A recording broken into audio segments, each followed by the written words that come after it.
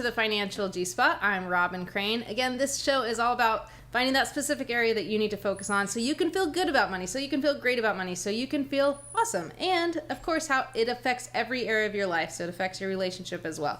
So today I am excited to bring on a special guest, Joey, who has been on my show several times. This is what, the fourth time, dude?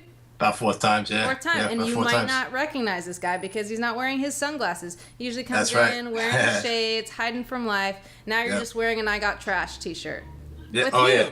That's my old band. I got trash from Trash Can Baby. With Trash Can Baby, nice. Yeah, I used to be a roadie for these guys. Yeah, Are you serious? So, Awesome. yeah, back in the day, you know. That's cool. That's cool. Well, it's good to have you back, and I'm sure a lot of people are curious as to how things are going. Let me just give some viewers a recap. So Okay. we started off, you came in with your buddy Frank, and you had borrowed, what was it, $3,500?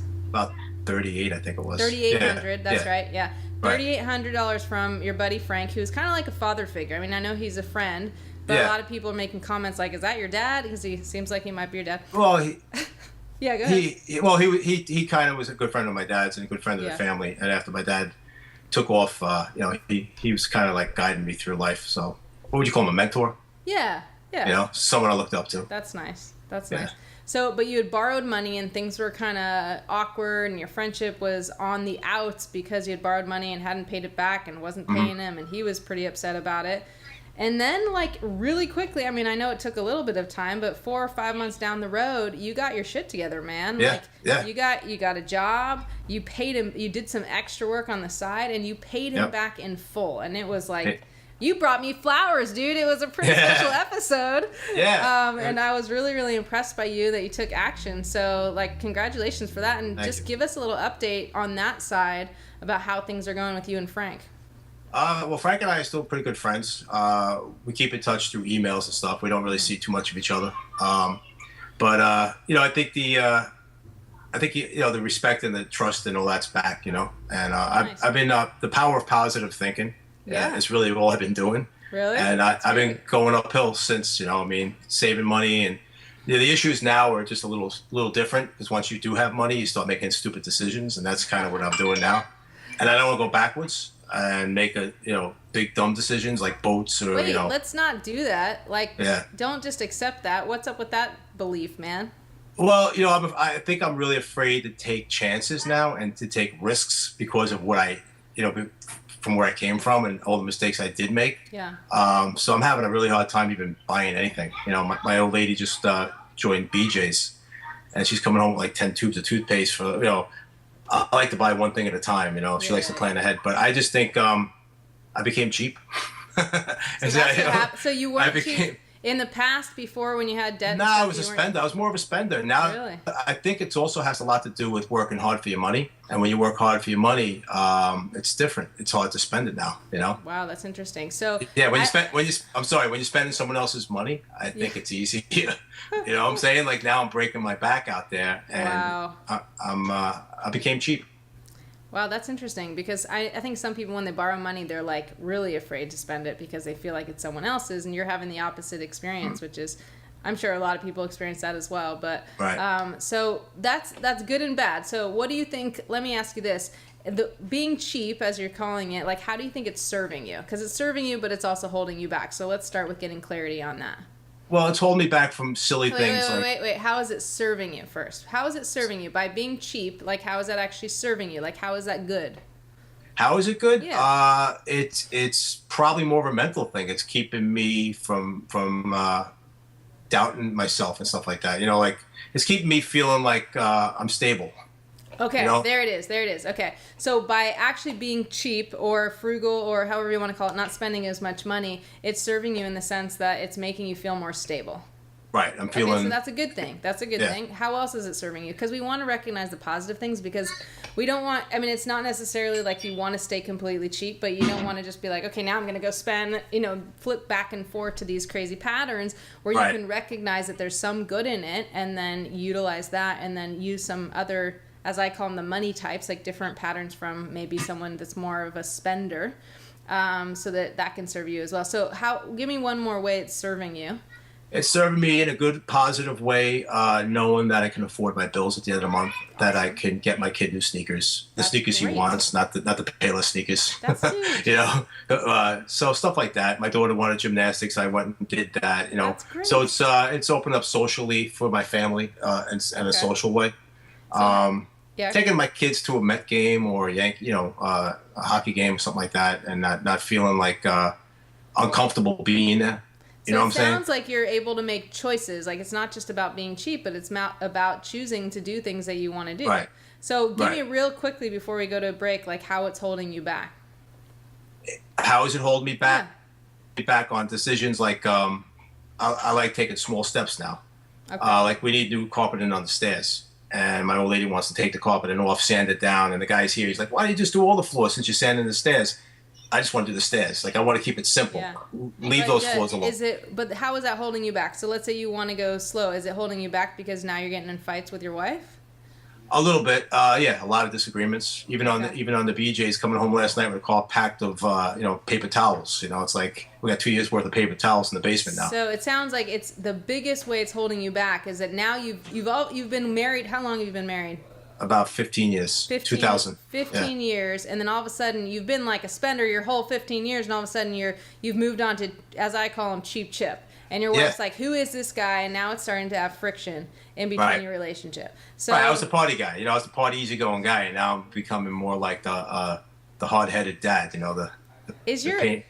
well, I would love to have your wife. Is she available by any I chance? think she just went to pick up my daughter from school, so I'm not sure. We might I not can have check. her. Okay, well, when we come back, I want to talk to you more about your relationship with your wife and how the patterns that you're running are affecting that relationship, because Okay. it's all about love and money. Now your money starts to come, and we want to make sure the love comes in as well. So thanks for tuning in on the Financial G-Spot here on the Whatever It Takes Network, and we'll be right back after the break.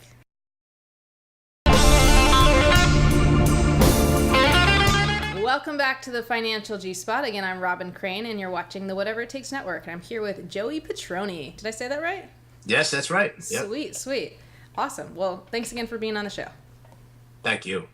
Thanks for having me. What you've noticed, Joey, is that there are now conflicts going on with you and your wife because of it, Yep. because there's been a huge shift. So, tell me what specifically. So you've told me before, you were talking about how your wife went to BJ's and started to get on, like you started to notice she's buying these huge things, and it seems like she's spending a lot. So what kind of stuff is coming up for you? Is like, did you get in a fight, or tell us a little background around that?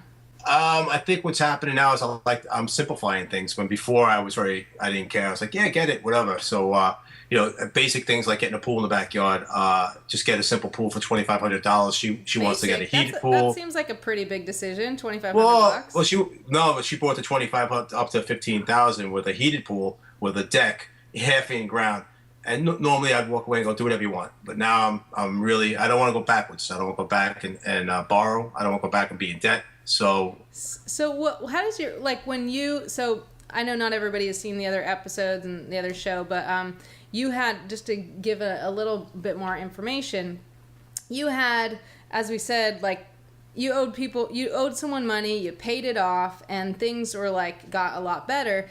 How did your wife react to that? Because like you had been spending money you didn't even have, and now Right. you became more of a saver. Like, was she excited about it? Was she proud of that? Or was it just she didn't care? Well, you know what? There's no middle. So I'm going from owing people money to going back out and trying to spend money. I just need like a couple of months of just being like level. Yeah. You know what I'm saying? Yeah. Just enjoy being level instead of going back out and spending again. But was your wife happy that you paid off your friend? Oh yeah. She Okay. and she could face his wife now because like it was difficult to hang out, go out to dinner with them because it's like we owed him money. It was a hard. Awkward. We're friends, but it was very awkward. So. Okay. So what, like, are you guys talking about, like, this thing with the pool? Like, how does that come up? Are you guys discussing it, or are you just, is she saying, It's baby, a black. can It's we buy me a pool, or how does that come up for you? it's a black and white issue with everything. It's an all or nothing problem we're having. Okay. I'm trying to keep it simple and doable, and the route she's going is where it's going to be taking out a line of credit or interest free for 2 years, all that type of stuff. I think now I like to buy things cash. I like to save up and buy things that way. I know how hard it is to to get back on your feet again. So I don't want to make the same mistakes. So. All right, so let me ask you this, because I happen to know you had emailed me, or my producer, that you want to buy a Harley. And you actually didn't say I want to, you said I'm going to. So what you're telling me right now about the pool is like, no man, I don't like to spend money if I'm not paying cash. But what you told me in email is like that you're going to take out a loan so you can buy this vroom vroom, right? Well, buy a little cycle, and I know it's not little, it's like super manly and awesome. But you want to get back on the road with your boys. So where does that come in? Things have. Here's the deal. My friends really want me back out there. I haven't been on the road in a while. So my one of my friends is actually going to give me the bike, and on a kind of a barter system. Where we'll be working together, and I'll be doing jobs for him. I'm actually fixing the speaker right behind me right now. Okay. I don't know if you can see it. I'm fixing it. So so things, since you wrote me, then things changed, because you were going to take out. I was going to take out a loan. I was going to take out. It was a credit card from the bank. Right. It was an $8,000 loan where I'd write a check to him. It's 1.9 interest. That's still an option. It's still an option. But he's not in any hurry for money or anything. So he said we could work together. Doing the kitchens and stuff like that. Okay, but you were about to do that, and that, even though it's 1.9%, that's $8,000 that if you, over 1 year, right? Over 1 year. Okay. So I was thinking, well, my thing was to bang that out right away. Just pay him off. Like, I don't owe anybody money, so give him his $8,000. Write the check out. Okay, so here's what I want to know. Here's what I want to know. As, like, if I were your wife, I'd be like, come on, man, like, why is he making such a big deal? The pool is for me. The pool is for our kids. The pool is for our family. This is something we all get to enjoy. We all value. And he's like being super tight about money. But then when he wants to go buy a motorcycle, he's like, that's cool. I'll just bang it out. I'll take out a loan. And I'll bang it out, and I'll just make the money. So like so that's what I'm curious about. Like, because we're talking about love and money. Like, how do you justify that decision when, like, from your wife's perspective, she's like, that doesn't make any sense? I think with the pool, I would get it if it stayed at the $2,500. I think it's like, I'm not buying a brand new $22,000 motorcycle. I'm getting an $8,000 motorcycle that I could pay off. Right, but if you weren't getting the motorcycle, then you could buy the pool. Yeah. You could spend $8,000 on the pool or more. I mean, I'm just playing devil's advocate. I'm not saying you should get the pool or you should get the motorcycle. I'm just saying, everybody, here's what I want to bring up, okay? Everybody watching is like, everybody has their rules, okay? And they don't actually make sense. You're making up rules. Like, you have a rule, like, it's okay to buy a motorcycle on credit when you just told me I want to buy everything on cash, like cash only. And so everybody has their rules, and sometimes there's some inconsistencies. So we want to, like, notice these things and then, like, recognize. I'm not saying you can't make those choices, but see everything as a choice and see how it affects other people too, because you are in a marriage, you are in this relationship. And I also remember what you wrote on email was that your wife's really concerned about your safety with the bike. Well, that's one of the things. I got a $750,000 life insurance policy. Okay. So I got that. I'm not gonna be nuts with it. I'm in the 40s now. I'm not a kid no more. So. You could die in a car accident. So as far as that stuff, I'm not too worried about that. As far as the pool and the motorcycle. But let me just say this, Joey. It doesn't matter if you're worried about it.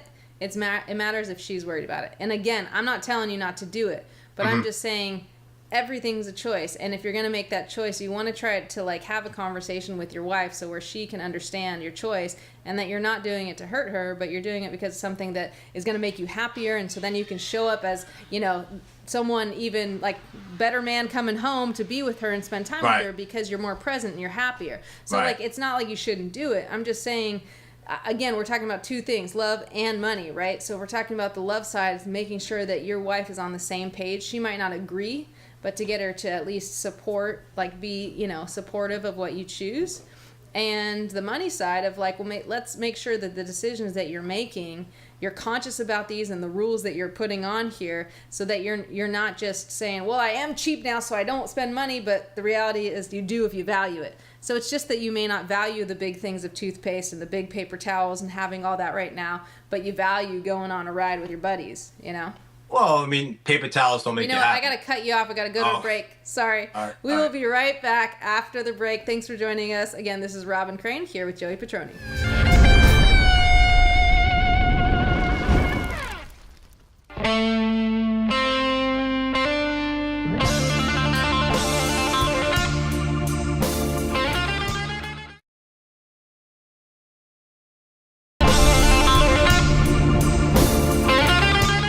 Welcome back. This is Robin Crane.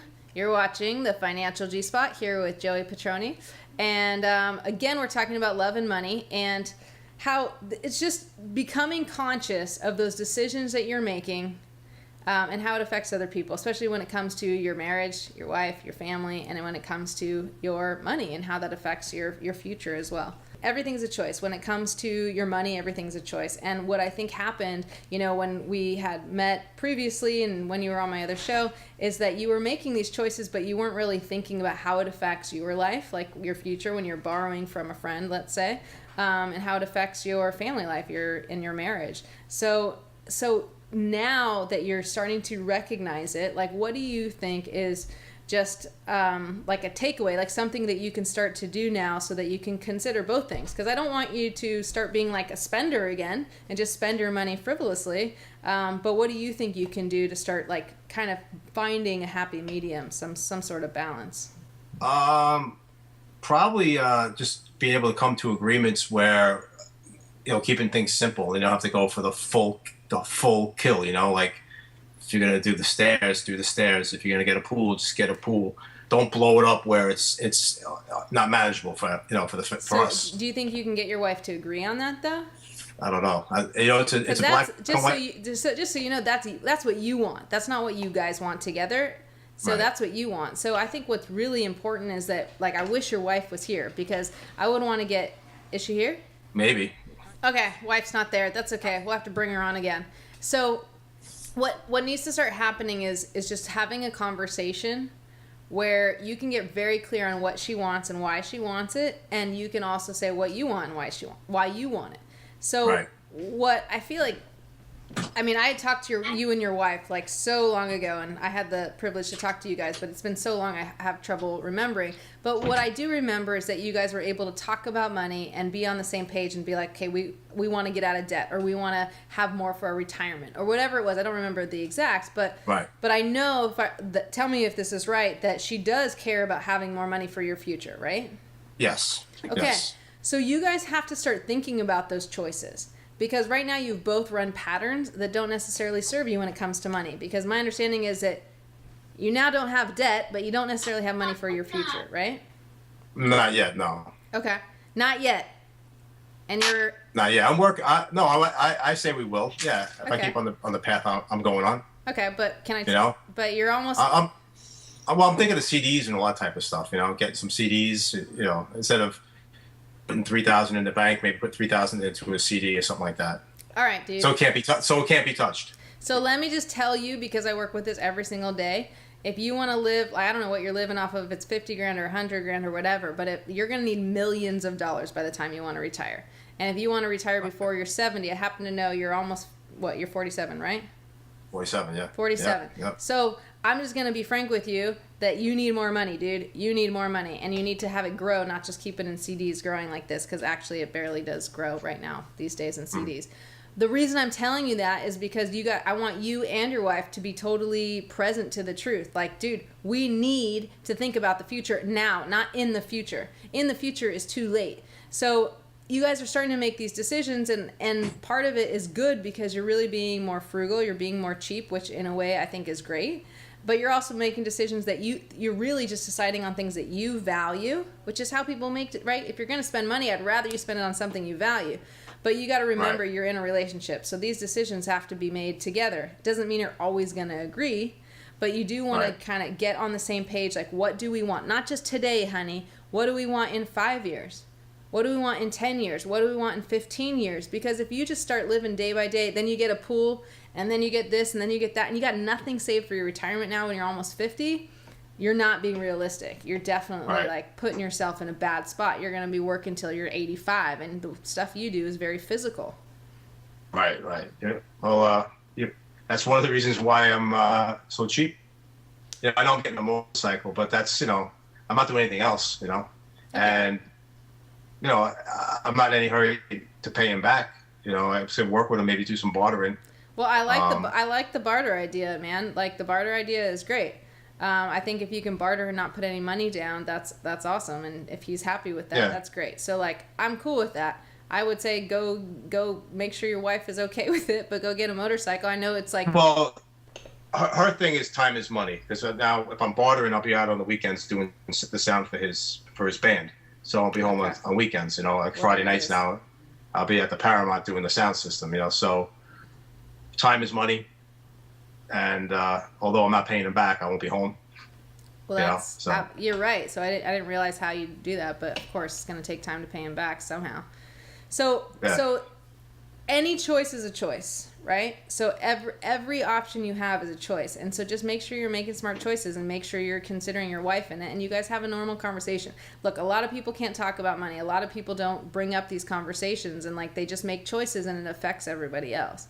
So it seems like you're in a good place where you guys can have a real conversation. So one thing you can do, and you guys can try this at home, is you can start thinking about whatever decision you make. So let's say you say, I get the bike, which means that you're going to have to work and you're going to have to either get money on a credit card or you're going to have to barter because you don't have the cash right now. And it's going to maybe make your wife nervous, whatever that is.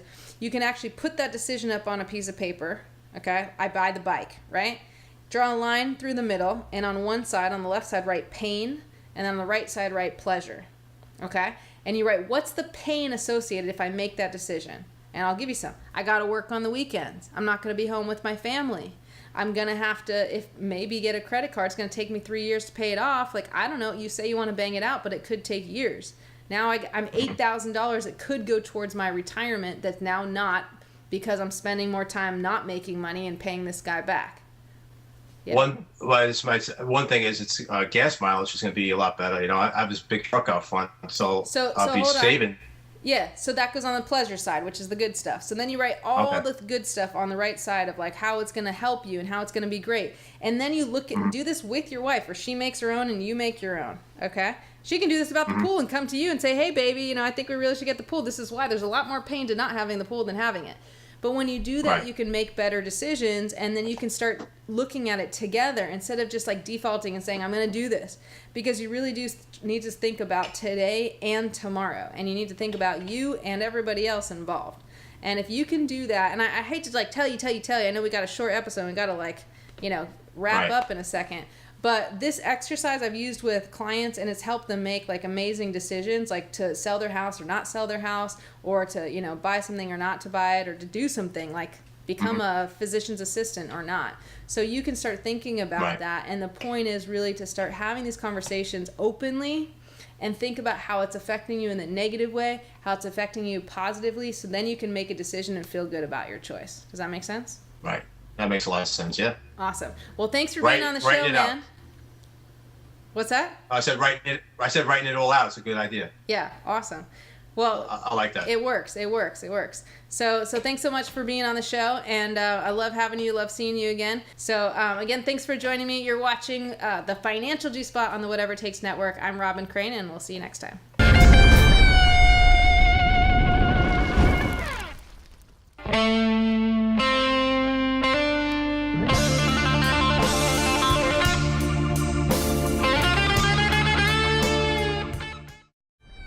The Financial G-Spot is also available for download on iTunes and Stitcher. See the link in the description below.